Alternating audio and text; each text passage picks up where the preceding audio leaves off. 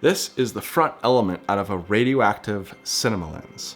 This actually belonged to an Angenieux 18 to 270 millimeter television lens manufactured back in 1976.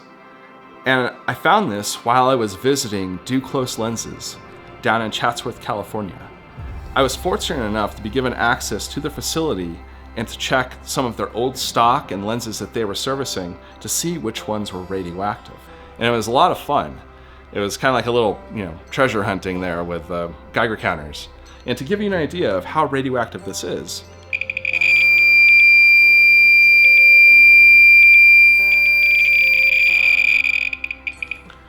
so this front element here is putting out around 50 microsieverts of gamma radiation exposure, along with alpha and beta radiation as well.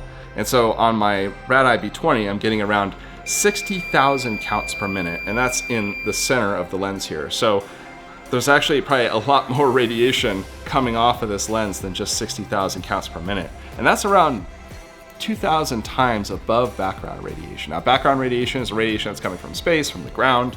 It's all around us all the time. And so 2,000 times above that may sound like a lot, but it actually isn't. This lens would only be harmful to you if you were to eat the glass or maybe use it as a pillow. It all depends on your proximity of how close you are and how much time you spend near a radioactive object and how radioactive it is. If you were to hold this up to your chest or up to your face for about 10 minutes, you would get the same as a dental x-ray, which is kind of impressive. Lenses like this have a little bit of a brown cast to them, and that is from the radiation exposure kind of discoloring the glass. Now, sometimes this can actually be corrected.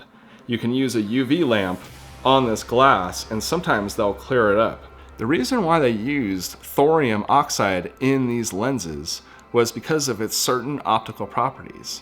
And to explain that in a little more depth, I'll have Matthew Duclos, a lens technician there at Duclos Lenses, explain that in a little more detail. So thorium was a unique element that had properties that made designing lenses much easier. So two main properties. It had extra low or very low dispersion, which meant your light rays didn't go off in random directions. It easily corrected for aberrations. The other reason they used it was it's got a very high index, or high refractive index, which means you can achieve sort of more complex designs in smaller, tighter spaces. We don't like to throw things away because of the nature of our business. Because they're all spare parts, basically. Yeah, one lens gets scrapped, maybe a front element gets destroyed, but the next element down is still usable. So we try to keep as much as we can. So it's just random stuff. Super Baltars are probably going to be the most suspicious in here, and then maybe some Canon K35 stuff. Yeah, we've got Super Baltar. This is mostly all mechanical components. This one has glass, so I suspect that one's going to have some high readings. Nothing else really stands out as suspicious, but I'm sure we'll find something. Oh, that is heavy. Yeah. Okay, so this one's Super Baltar 20 and 25 millimeter parts. Okay, let's go look at those.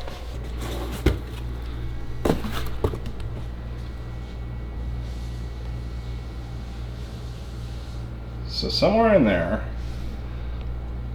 might be some radioactive items. Let's get the Geiger counter out first and see what that says.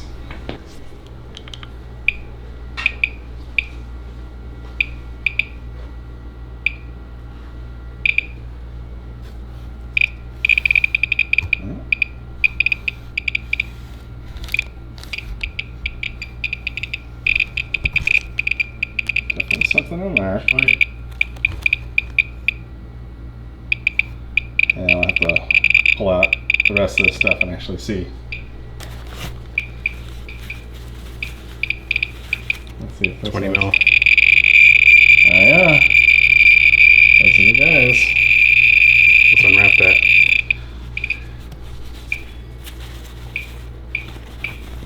Yeah. So that yellowing compared to the towel.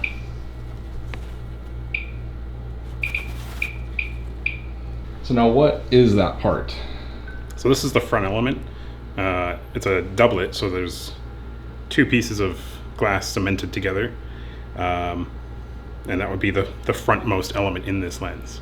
Yeah, and so then it has that color because of the thorium, because over time the thorium will kind of yellow the lens, and then you can just expose that to UV light or daylight, and that will usually correct the problem. Sometimes there's different wavelengths you can use to try and correct it. Sometimes it works, sometimes it doesn't. A lot of people swear by a specific IKEA UV lamp because it just happens to have the correct wavelength. But yeah, sometimes it works, sometimes it doesn't. It's kind of a crapshoot. That's pretty cool. Yeah. Let's see how radioactive it is, like outside of that.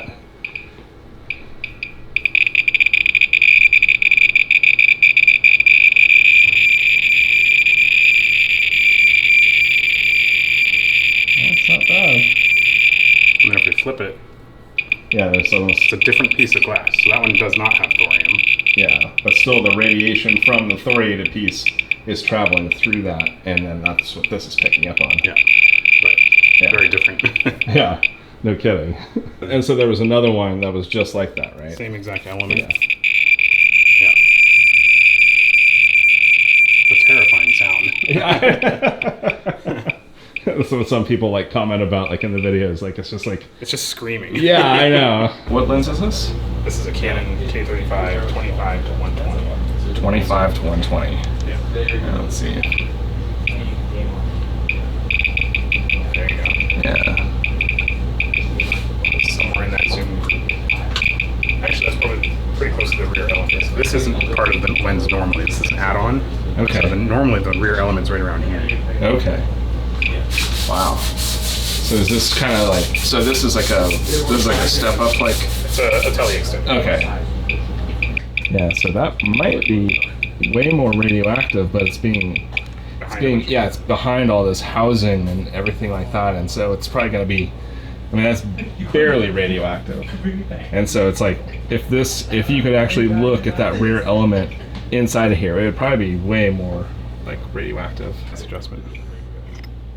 So that's the actual rear element, but I think it was lower. Yeah, it's way lower in there. Yeah.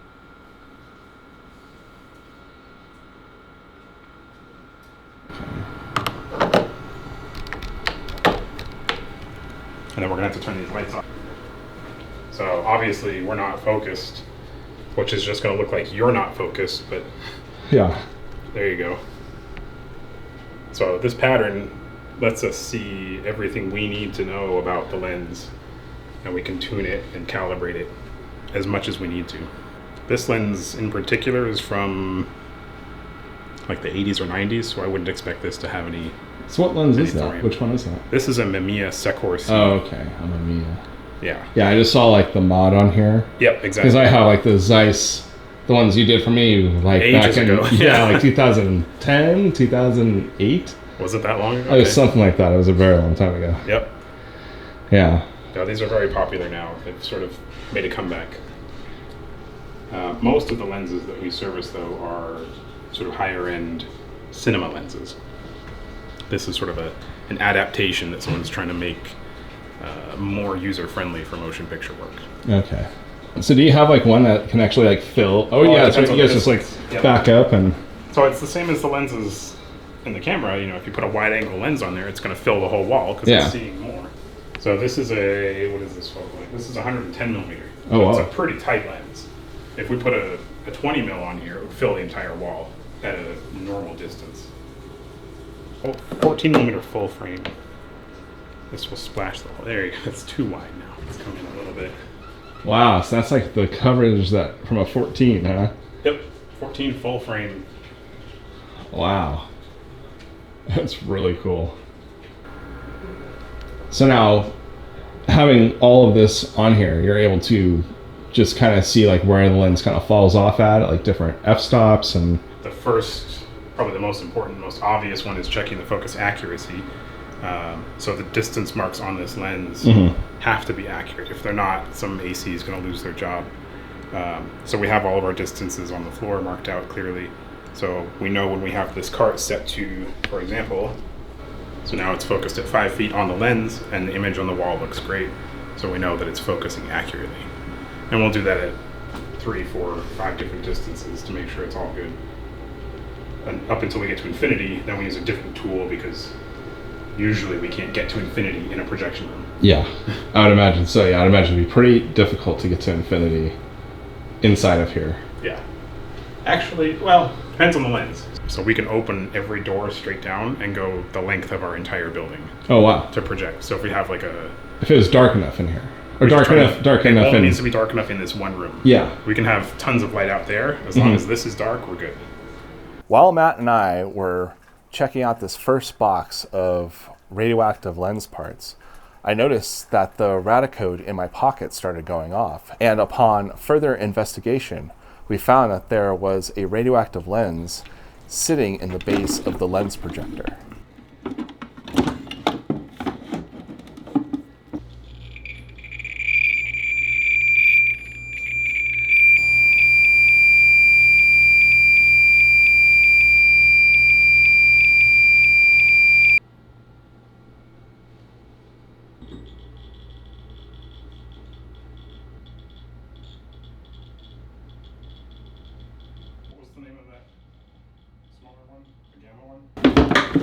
There we go.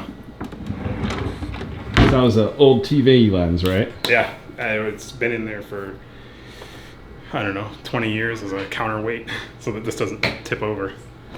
So the only reason I was able to find that radioactive cinema lens hiding in that projector base was because I had this Radicode 102 in my pocket. If I didn't have this in my pocket, I probably would have missed it because my Rad-Eye B20 actually wasn't picking up on that radiation because I wasn't aimed down in that area. So I'm actually very thankful that I had my Radicode on me and I was actually able to alert me that this lens was there, because without it, I wouldn't have even found it. So I want to say thanks to Radicode for sponsoring this video. And if you're looking to pick up a Radicode 102 or 103, I'll leave a link in the description, or you just go to the link right here. And just, again, want to say thanks to Radicode for sponsoring this video.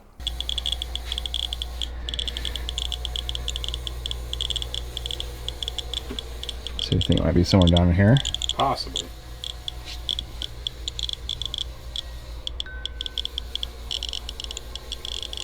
You know what? This might be the burnt ones.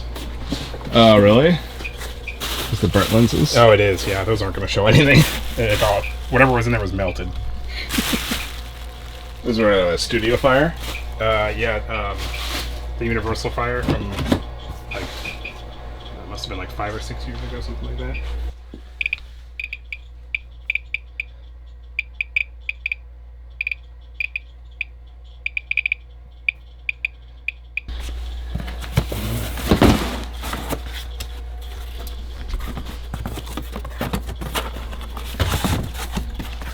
There you go.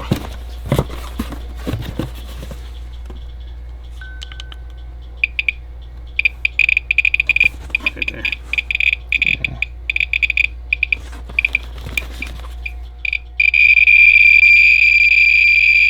That'll do it. So what was that? This is a Nikon 3514. I don't know what's actually in this. This is very, very old. Yeah, the tape is all deteriorated. Yeah, this is Been sitting in Probably. there for a while. probably from the 80s. Maybe a little newer. Is it a Nikon? Oh yeah, this is an AIS. Yeah, Nikon AIS. Oh, you could see, again, the yellow. Oh, yeah. Oh. So there you go. Check that rear. That's it. Oh, yeah. So that's, like 10,000, 14,000, 17,000. Yep. 18, 22. Yeah. So this probably, this might not even be whole. It might be missing the actual rear element. Yeah, it got, for whatever reason, I'm sure this was serviced years and years and years ago. But it looks like the rear element itself is gone. So this is most likely the second element down. But yeah, that's... Oh, even this looks pretty yellow. Here, Oh, let's really? check them Oh, yeah. separate. Yep, that one's a little... So then that. Yeah, a little bit of difference.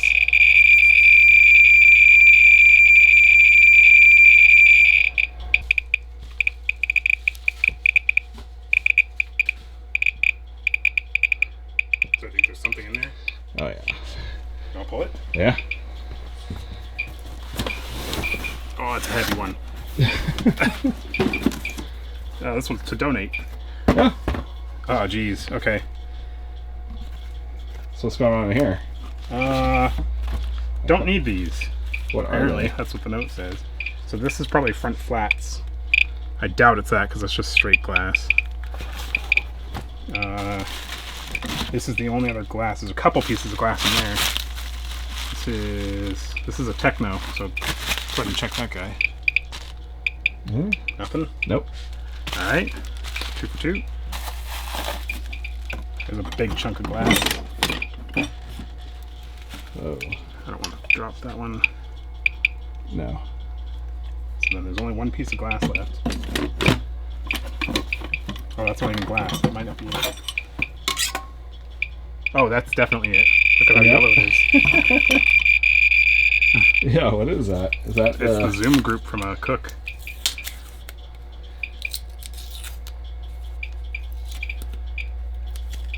Yep. Oh yeah.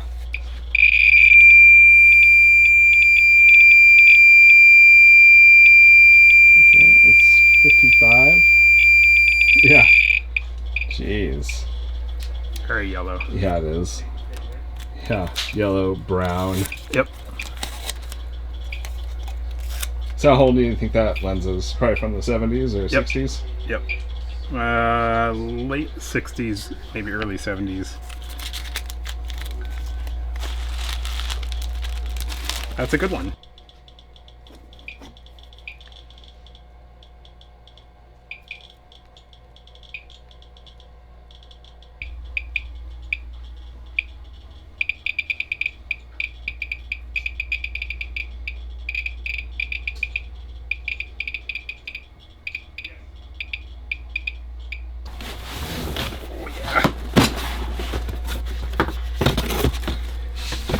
All right, help me. It could be, some of this is very old. Some of this, like this, is relatively new. These are very old. Let's see here. It's probably down. Yeah, it's probably. Yeah, it's right there. Right there on the side of the box. That guy? Nope. Nope. Yep. That's it. I'm sure, is that the only one?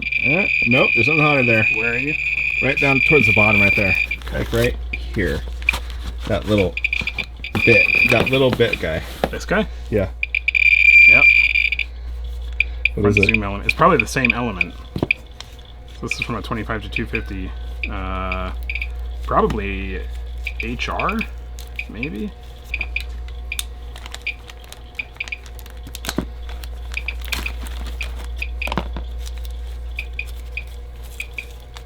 Looks like that's been wrapped up for a while. Yep.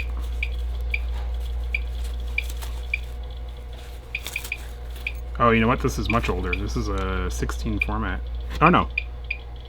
No, this is the rear group. So go ahead and check that. It's a little hot, but I think there's something else that's... No, maybe that is it. That makes it... It's probably because that one was bare. Yeah. Front zoom element. So it's not the same glass. 25 to 250. Same lens. But a different part of the lens entirely. Yeah, definitely. This is the rear group.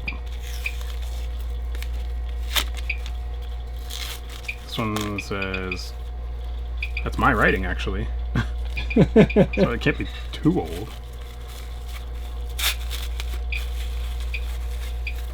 And it's not yellow at all.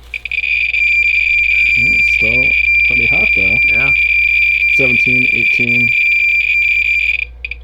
Yeah, that's not yellow at all. Here. No yellow. That's weird. Must not be that old. Well, if it's not that old, it can't, it shouldn't have thorium in it. So, Oh yeah, it can only be from what, the 70s or the 60s. yeah, go ahead and check that box again and see if there's anything else.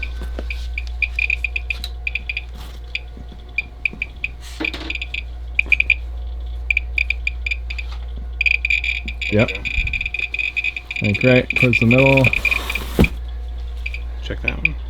Nope. No. Oh, it's probably this. No, that's the Zoom group. That is it. So this would be the next piece. Second group. So this will be in front of this group. Okay. This one is. Oh, the tape is destroyed in here. Oh, it stinks too.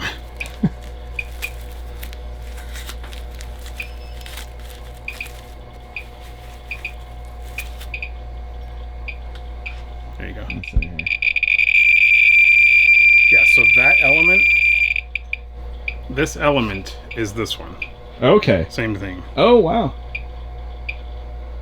It's just out of the housing. Yeah. Yeah, that's interesting. This one also is not yellow at all. Weird. But yeah, definitely. So how much is it? Yeah, 20,000, 21,000. So, in the middle. Yeah.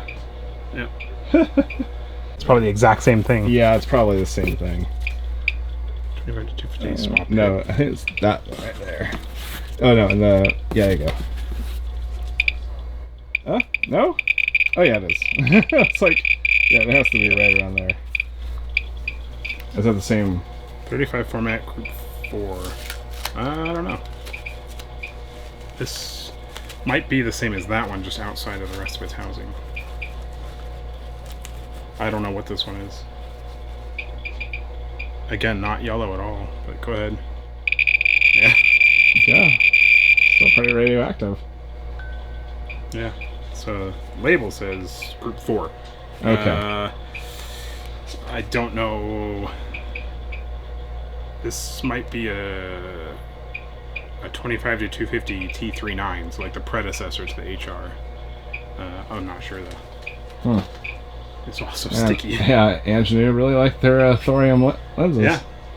I just want to say thanks to Too Close Lenses for allowing me to come to their shop and actually look for these radioactive lenses. It was a lot of fun hanging out with Matthew and his dad, and I really enjoy talking with people that are so skilled in their field, and I feel like I learned so much just with my short time hanging out with these people. It was really awesome to be there. And so if you're looking to pick up some cinema lenses or have some lenses repaired or modified, I can highly recommend Deep Close Lenses. I'll leave a link to their website in the description. And so if you like this video, please leave a like, comment, subscribe, all that good stuff, and I will see you in the next one. Take it easy.